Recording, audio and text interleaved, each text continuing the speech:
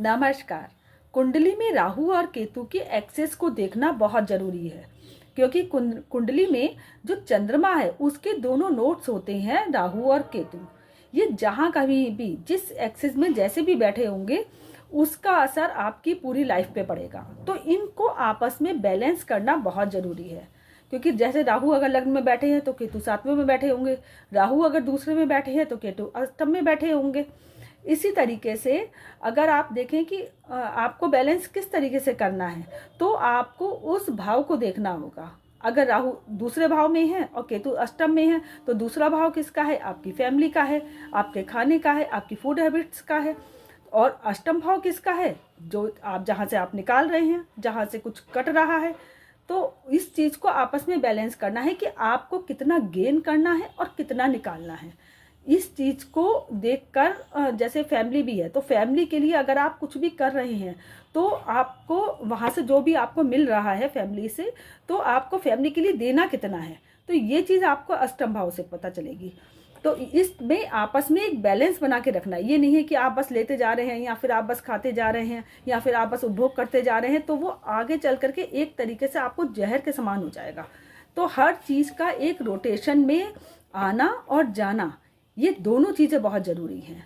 इसी तरीके से राहु अगर लग्न में बैठे हैं और केतु सातवें भाव में है, तो लग्न में बैठा ग्रह क्या बताता है? बहुत ही ज़्यादा डिज़ायर को। राहु कहीं भी बैठते हैं वो बहुत ज़्यादा डिज़ायर को बताते हैं, और केतु जहाँ बैठते हैं वहाँ कट को बताते हैं।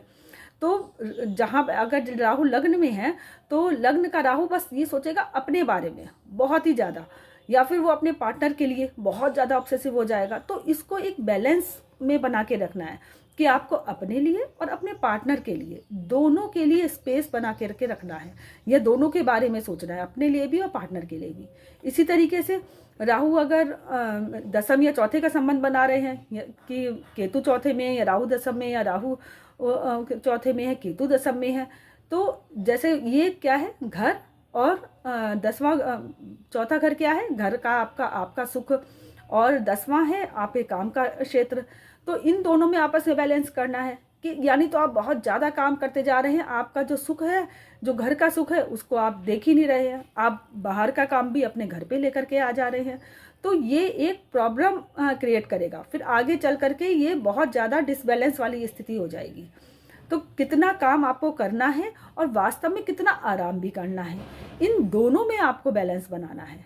इसी तरीके से अगर पांचवा भाव है और 11वां भाव है, तो पांचवा भाव किसका है? आपके बच्चों का है। 11वां भाव किसका है?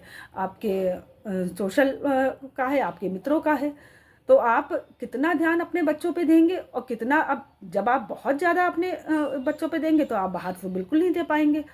और इसी तरीके से 11वां भाव किसका? आपकी इनकम का भी है। तो आप, पता चला, पैसे कमाने के चक्कर में अपनी जो क्रिएटिविटी है वो आप भूल जाएंगे।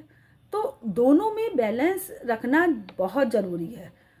अब अगर केतु 9वें भाव में है या राहु तीसरे भाव में है, तो 9वां भाव किसका है? भाग्य का है। तो आप ये नहीं सोच सकते हैं कि हर चीज़ भाग्य से मिली जाएगी और आप बैठ जाएं।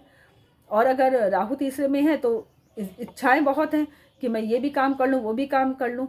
तो दोनों में बैलेंस करना है, आपको काम भी करना है, पुरुषार्थ भी करना है, क्योंकि तीसरा भाव पुरुषार्थ का है और यहाँ पराक्रम का है, और 9वां भाव किसका है? आपके धर्म का है और आपका भाग्य भी है।